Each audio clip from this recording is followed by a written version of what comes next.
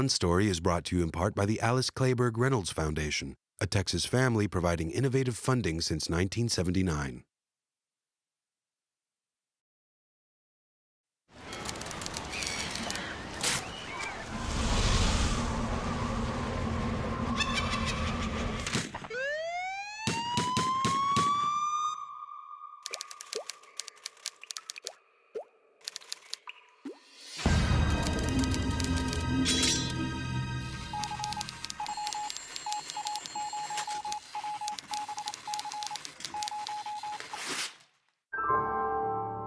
On Story, presented by Austin Film Festival, a look inside the creative process from today's leading writers and filmmakers. In this week's On Story, the Emmy Award-winning master of comedic timing, Tony Hale. What's hard is when you know something's off, but you don't know what it is. Like something's not working, and it's so wonderful to be surrounded by writers and to be able to go up to them and say, I don't know what it is, but it's not working. And then the worst is when you say, it's not working, and they go, really? I think it's working. You're like, we're on different pages. But it's awesome when you go, it's not working, and they're like, I totally hear what you're saying. Let's find this. Because then they trust me that my intuition is saying it's not working, and then we're able to find those bits. In this episode, Tony Hale goes behind the scenes of his two most notable television series, Arrested Development and Veep. Let's start with Buster Bluth. Sweet Buster. That's a lot. That's a lot going on in that body. Well, right? Ooh. I mean, it's always, especially with comedy, it's such a partnership, because when I first got the script for the pilot of Arrested, I remember I was just talking to somebody about Christopher Guest movies, and I'm a huge Christopher Guest fan, and I remember reading the script and being like, oh, this reminds me of just that style.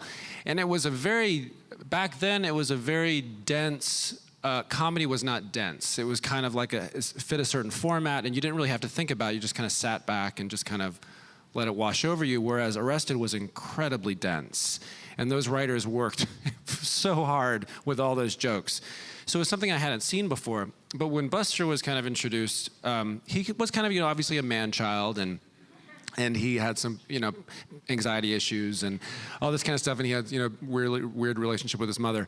And then over time, putting it lightly, Mother Boy was a dinner dance aimed at promoting mother-son bonding. Lucille had gone over 25 times with Buster, and on a few occasions had one cutest couple.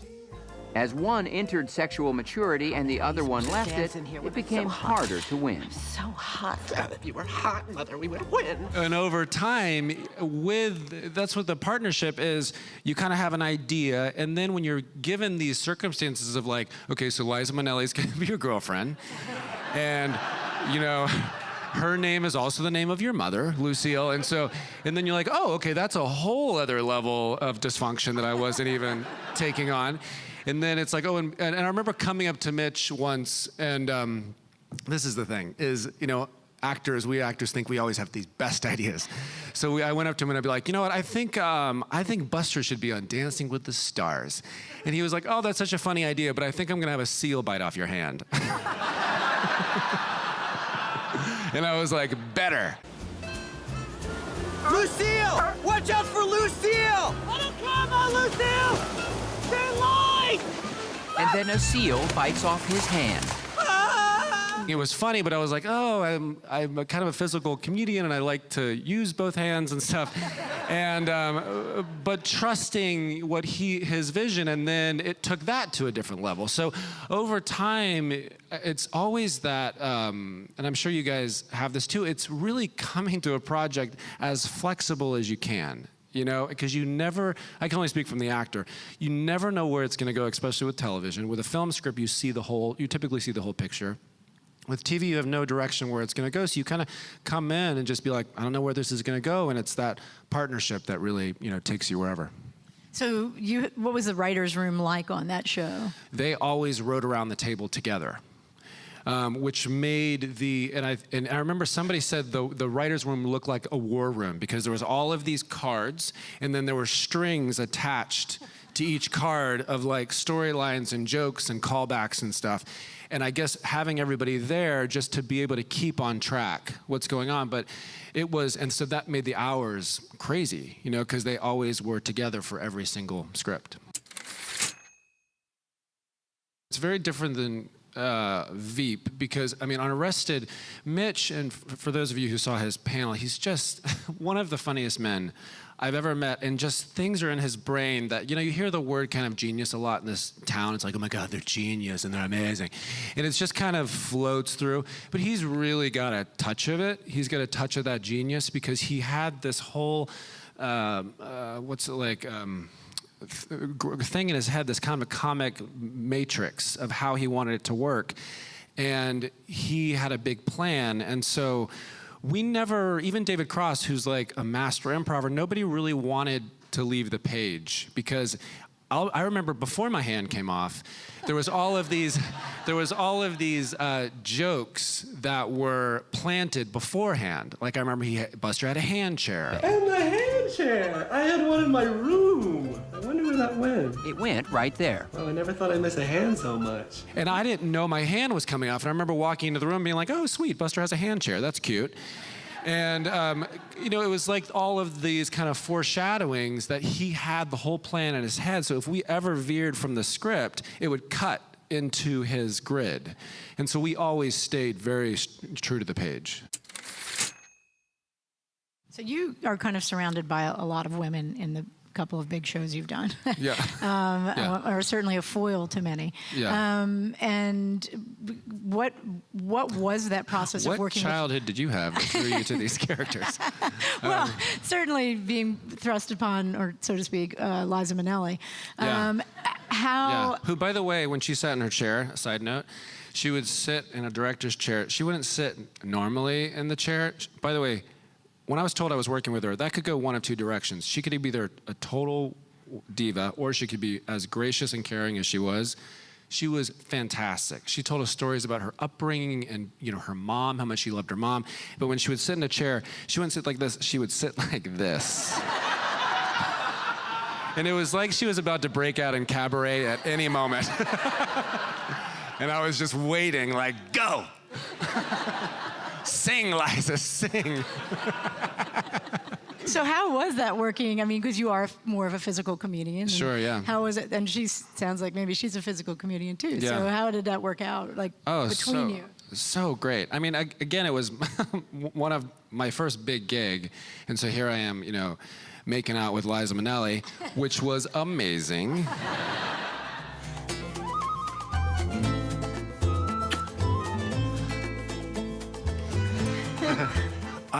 There's a scene where my wife is my wife, well, kind of, my mother, but let's be honest.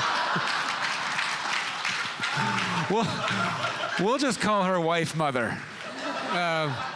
But my mother is on house arrest and she can't smoke. And so Buster inhales the smoke from her mouth and then blows it outside for her and then comes back and inhales it so nobody can see it. And that's an example of that's on the page, and then you're like, how is this gonna work, you know? And I've got asthma. So it was, that's where I guess the improv, I wouldn't say improv necessarily with words, but improv with physicality and timing and all that kind of stuff. And Buster was so full of just like, oh, you know, just like so many noises that came out of his body. But that is one thing you see on the page and you're like, oh, wow, inhaling smoke and, you know, putting it outside and just trying to find it on set. You guys do that with your parents, right?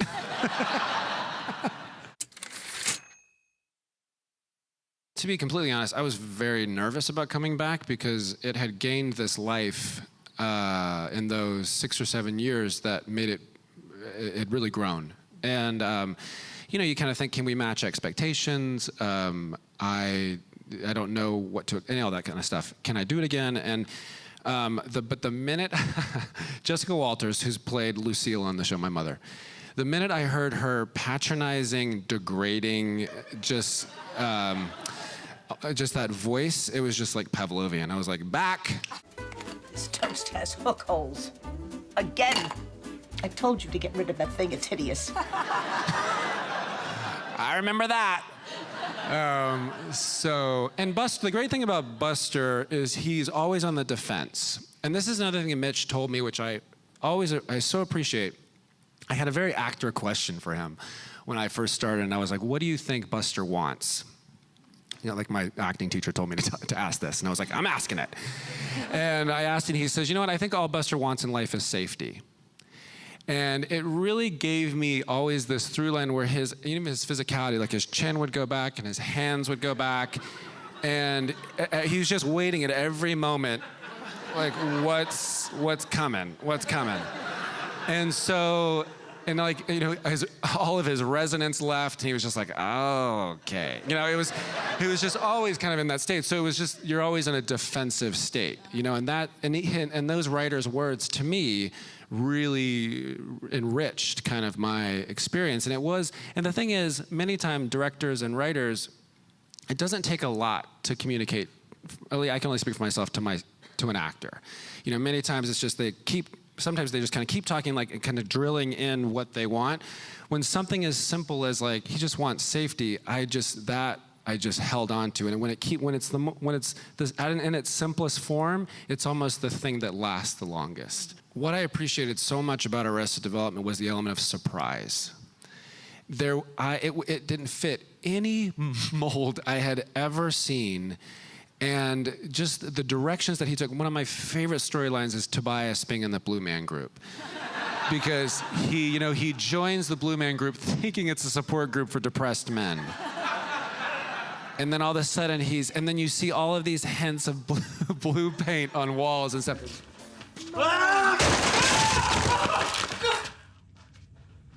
Are you crazy? Are you blue? Only in color, Michael. Only in color. It seems I might have stumbled upon an acting opportunity. As a member of the Blue Man Group? Oh no, you're thinking of the support group. I made that same mistake myself. They're called the Blue Man Group. But it's funny, if I hadn't sought out a support group, I never would have gotten this gig as an understudy for a performance art group. And it's just like, what? You know, what? And they just took such risks. Whereas Buster really wouldn't stand up for his mother. Gary, my character in Veep, really would stand up for Selena Meyer. Like, he does not have an identity outside of Selena Meyer. And, but so with that character and stuff, working with the writers, it's a process when we first started, first of all, having rehearsal in television is very rare. I wasn't even used to that. You kind of show up and you shoot.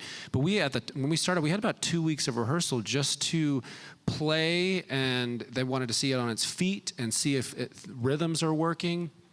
And with comedy especially, nothing is better than when you are in the middle of that comic dance and you know it's working. I mean, when someone, Julie Louis-Dreyfus, who's just a master, when we find that dance, it's just heaven. It really is. So were you hesitant to take a part like that after you had just done a similar part? Yeah. Well, it had been about 6 years after Arrested, before Veep, and I was so grateful for a gig.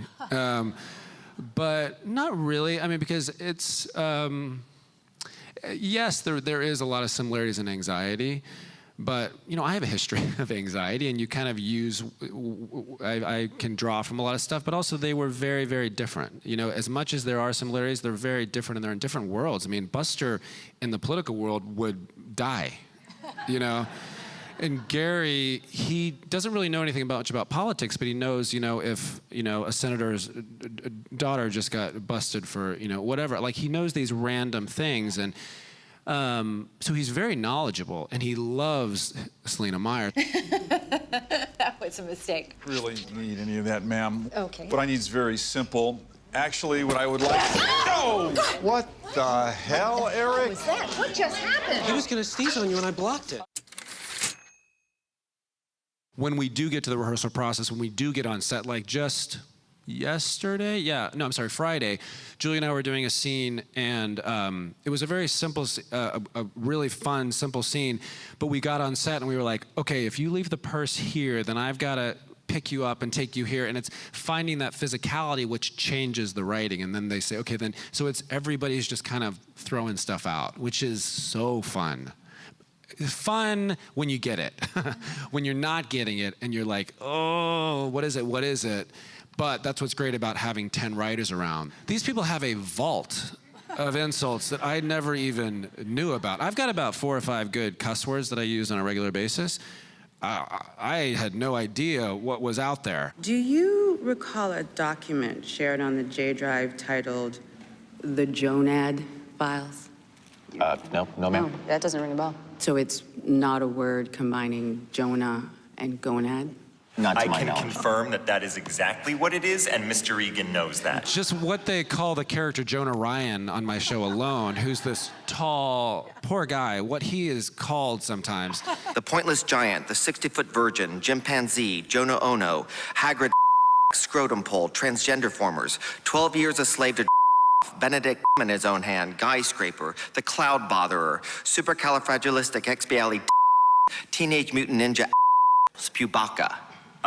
My college friends called me Tall McCartney. It's just like, aw, that's a lot. But just these atrocious names. And it just really broadened my insult. But they don't really give that dialogue to you, for the most part. I don't get that dialogue. I've only been called Cow Eyes. That was mine. And in the moment, you're like, oh, that's funny. And then you're like, huh? What do you mean, cow eyes? What's happening right now? One of my favorite times doing the show is we sit next to each other in the makeup trailer in the morning, and we're having stuff done, and just kind of going through the script and saying, how do you feel about this? Let's try this, and finding that chemistry before we go out. And one thing that I love is anytime we do a scene, we'll just start, like, for instance, if we're going to in the past, if we were going to like a White House function, right before the scene, we would just start improv. We always start improving. And it's like, can you believe what they said yesterday about, so-and-so? And you know what? They're not going to have sushi at this place. So this is probably pretty low rent. So we might want to go to the crab cakes next door. It's like we just start improving to kind of get into the rhythm. And also, so she can kind of get into like beating me up. So like I'll say something, she'll be like, that's not a good idea. Let's try, so just to kind of get that back and forth. That's really fun to do. You want to, even though we have our ideas, we want to know that somebody is captaining the ship, and it's a trust that you have that they're going to keep that tone consistent. Because we kind of get in our heads and we have actor insecurity and all this kind of stuff, but knowing that they're gonna captain that and keep that tone is, and if something doesn't feel tone right, then and especially on Veep, one of us will be like, yeah, I hear that, but something about this, I think we need to shift up a little bit because it doesn't feel very Veep yet. There are times when, since you are playing such a beaten down character, when Gary is allowed to let loose, that is very rewarding. There was a time when I took on the role of kind of her first lady in one episode, and I spent a lot of money, and she was very at me, and she confronted me to fire me. And it was a time, and what she said is, she said to me, she's called me a middle-aged man who sanitizes her tweezers. And I was like, sorry? Oh my God, you are not a big shot, Gary. You're a middle-aged man who sanitizes my tweezers. God. You're wrong. Excuse me? When's Catherine's birthday? June 8th. 9th. Which senator's daughter's in rehab? You're out of line, Missy. Geldray. What are you wearing tomorrow? I don't know. I do. I'm your calendar. I'm your Google. I'm your Wilson the volleyball. No, you're not. Yes, I am. No, you're not. And it was fun to like go, no, I'm not. And then I let her have it. And just a lot of Gary's kind of feelings came out. But then that was very tricky because it came out, but then you had to balance it with comedy because it can get very sad if you think about it. These stories are very sad. I mean, looking at the news today, it's not as much of a satire anymore. But it's very sad, and so you have to find that comedy. So like I would yell and she would yell, and then we'd get back to kind of our, servant master role. In a relationship, it's just good to clear the air, is what I mean to say. I think any relationship. Yeah, should do that, from time to time. Yeah. That looks good. Yeah, it's light sponge. Would you like a piece? Okay, I'll have a piece, I guess. Yes, ma'am. And then there was another scene where I was able, like last season, for those of you, I don't want to, anyways, she didn't get a position that she wanted. and Gary, I remember actually, and I appreciate Gary, it wasn't in the script that I really had a response at first. And I was able to go up to the writers, and this is where I'm so thankful to them and them hearing us. I said, you know what, I love what you guys are doing, but Gary worships this woman. And I would love a moment to be able to express that about how much the idiots that are around her, that they have not done their job because clearly they had a diamond in their midst. Because in Gary's world, he doesn't understand why they're not just handing her the presidency. And it's like, these idiots haven't done anything, and I wanted the chance to express that. And they said, great. And so they wrote something in where I could really let loose. You how dare you? That magnificent woman counted on you, and you losers let her down. Yeah, I gotta call you back. Something amazing is happening. All you cared about was your stupid bad selves. Your numbers are garbage. Your speeches, garbage. Oh, and you're supposed to give her advice? Is that right? All I heard was dumb, stupid. I don't know what the it was.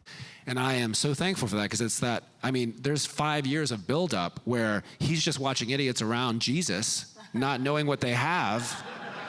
And then when she's not given the position she deserves, and then she leaves defeated, and I'm left with these idiots, I'm gonna let him have it, And so they gave me that opportunity, and I'm really grateful for that. There's guys called bagmen or bodymen. So we were able to meet people who had this position, and I met a guy who was in his 20s when he did this for a famous politician. And I said, yeah, tell me about this. And he said, I didn't have a life for 2 years of my life. I never went out. I never saw my family, because he would travel with this person everywhere. And he said, and then I went on to kind of consult and do other stuff. And I was like, therein lies the difference. My character started in his late 20s and is still into his 40s in this position where he doesn't have a life and his identity is her identity. He's never left. And that's why, again, why he flipped out when she didn't get that position. He also was like, what's gonna happen to me? This is my whole personhood. And when he goes home at night, his activity is, I think, pulling things out of his bag to see how fast he can do it. The bag's got one big storage area, and then there's 60 separate pockets within the area. Wow. Right? That is a lot to remember, Gary. I know. But can you do it without looking? Try me. Eye drops. Ooh.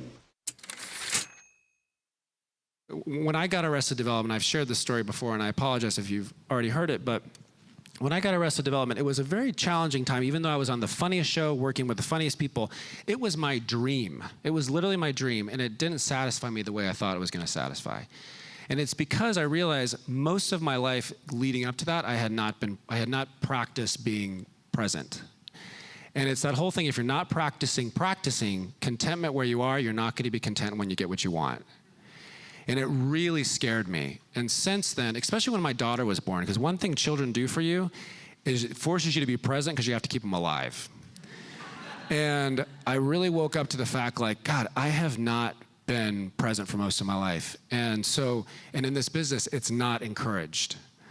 And it's not like I'm saying, ambition is wrong or anything like that, but there's being in your space and being there. If you're not practicing that, you're gonna get to the end of your life and just look back and go, God, I was always looking to the next thing, always. And it's the biggest challenge. And we're spinning on a planet, it's not worth it. It's just not worth it. So, sorry, and scene. You've been watching A Conversation with Tony Hale on OnStory. On Story is part of a growing number of programs in Austin Film Festival's On Story project, including the On Story PBS series, now streaming online, the On Story radio program and podcast in collaboration with Public Radio International, and the On Story book series available on Amazon. To find out more about On Story and Austin Film Festival, visit onstory.tv or austinfilmfestival.com.